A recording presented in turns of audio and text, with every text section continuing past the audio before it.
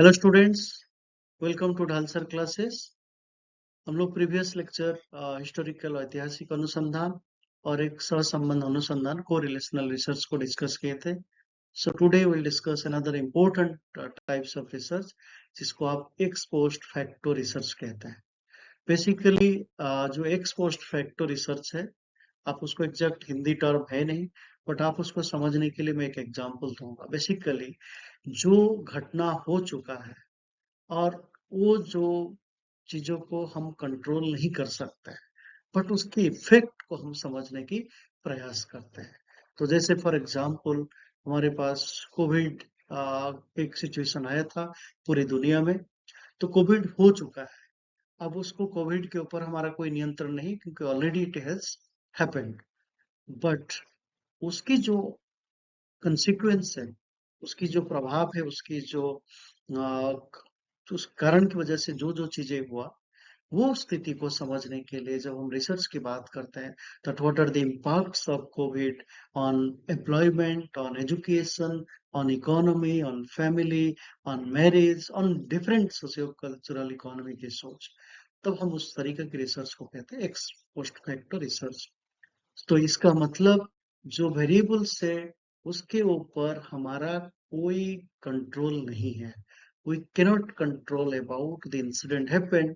It can be कोई war हो सकता है, जैसे हम लोग कारगिल वार की बात करें, या किसी सिचुएशन ऐसा हुआ जिस समय में कोई नेचुरल कैलामिटीज हो, उसका कोई कंट्रोल नहीं है, या कोई ऐसा सिचुएशन जैसे हम लोग कोविड के एग्जांपल दें। So in this kind of research, the independent variable or variables have already occurred, जो already हो चुका है, in which the researcher starts with observation of independent variables। और ये जो वेरिएबल और वेरिएबल्स को हम ऑब्जर्व कर रहे हैं, उसके बाद क्या हुआ, उसके साथ जुड़े हुए डिफरेंट इश्यूज को समझने की प्रयास करते हैं, तो उसको हम एक्स पोस्ट फैक्टो।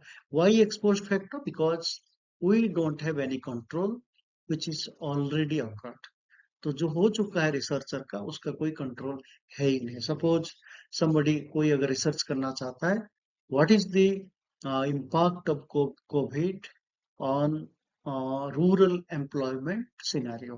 तो अगर हम ग्रामीण समाज की या ग्रामीण इंडिया के कंडीशंस को हम एम्प्लॉयमेंट को देखना चाहते हैं with respect to the impact of covid, तो उसमें हम कोविड के साथ कोई जो हो चुका है उसका कोई रिलेशन हम चेंज नहीं कर सकते। बट कोविड से जुड़े हुए जो हमारे पास और इश्यूज है, उसको हम समझना चाहते हैं। जैसे कि हम एजुकेशन देख सकते हैं, जॉब को देख सकते हैं, तो उस तरीके की इफेक्ट को हम जानना चाहते हैं। तो अगर आपको पूछा जाए, जे यहाँ पे अगर आप बेसिकली एक्सपेरिमेंटल रिसर्च और एक्स पोस्ट फैक्ट रिसर्च को अगर कंपेयर करेंगे या डिफरेंस करेंगे, so that means the most important part is that यहाँ पे एक्स पोस्ट फैक्टो में जो हो चुका है उसके ऊपर कोई कंट्रोल नहीं है। That means the investigator has no control over which is already occurred.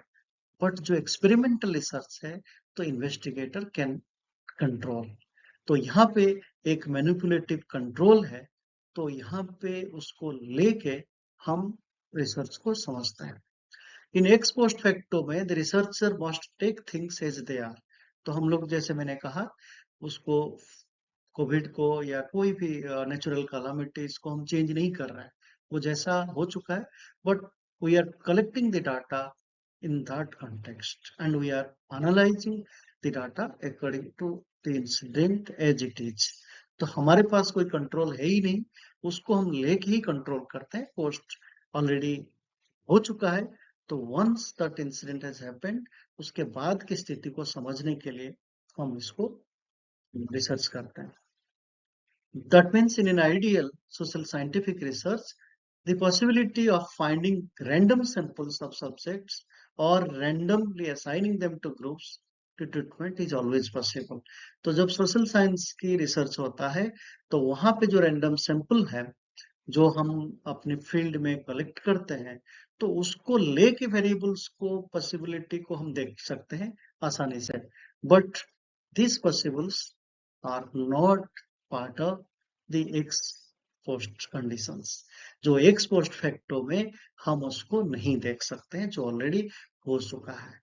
तो इसका मतलब नॉर्मल रिसर्च में हम लोग जब गांव में किसी शहर में स्टडी करने जाते हैं, तो हमारे पास जो वेरिएबल्स है उसके साथ, दोनों के साथ हमारी कंट्रोल है। हम एजुकेशन को किस क्राइटेरिया में देखना चाहते हैं, हाई स्कूल पास आउट वाला, कि हम 12th वाला, कि हम ग्रेजुएट वाला, कि टेक्निकल एजुकेशन, या किस एज ग्रुप में देखना चाहते हैं, या जेंडर के साथ जोड़ के देख सकते हैं। दोनों के साथ हमारी कंट्रोल है, या तो जेंडर या एजुकेशन या एज, व्हाटएवर। बट अगर हमारा रिलेशन हम देखना चाहते हैं, what is the impact of already happened an incident like war, natural calamities और कोविड लाइक कंडीशंस, तो वहां पे हमारे पास ये कंट्रोल करने की कोई रास्ता है ही नहीं। So in other words, compare to experimental research, other things being equal, but ex post factor research में वो जो कंट्रोल करने की नहीं है। This lack is a basis for the third weakness, that means improper interpretation. इसलिए वहां पे एक प्रॉब्लम्स या एक रिस्क है, जो हमारी इंटरप्रिटेशन, जो हमेशा हमारे पास एक अनकंट्रोल्ड, जो कोविड या जो इस तरीके से नेचुरल कैलामिटीज हो चुका है, वो हमेशा हमारी इंटरप्रिटेशन के साथ लगी रहेगी। तो सारे चीज को हम तो कंट्रोल कर ही रहे हैं, बट एक कंडीशन से, जो कोविड जो ऑलरेडी हो चुका है, उसके ऊपर कोई कंट्रोल है ही नहीं। Therefore committing on equivocally to experimentation और to ex post factor research में भी पोर पॉलिसी। तो इसीलिए हम लोग जब भी कोई पॉलिसी की बात करते हैं, उस सिचुएशन को जोड़ के, तो हमारे पास एक मुश्किलें पैदा होती है सॉरी, क्योंकि हमारे पास एक कंडीशन से, जो कंडीशंस हमारे कंट्रोल में नहीं है। इसीलिए वहां पे हमारी जो प्रेडिक्शन है, तो उसको हमेशा असर डालता है जो ऑलरेडी हो चुका है सॉरी, जिसके ऊपर हमारा कोई कंट्रोल है नहीं। So ex post facto research is important to understand because it gives a different dimensions. That's why how the one variable which is already happened, which we don't have any control, but it seems there is an impact of the present conditions. तो जो present conditions को हम देखते हैं, उसके साथ जुड़ा हुआ है उसका एक past incident, जिसके ऊपर हमारा कोई control नहीं। Thank you. Thank you so much for watching Dhalsar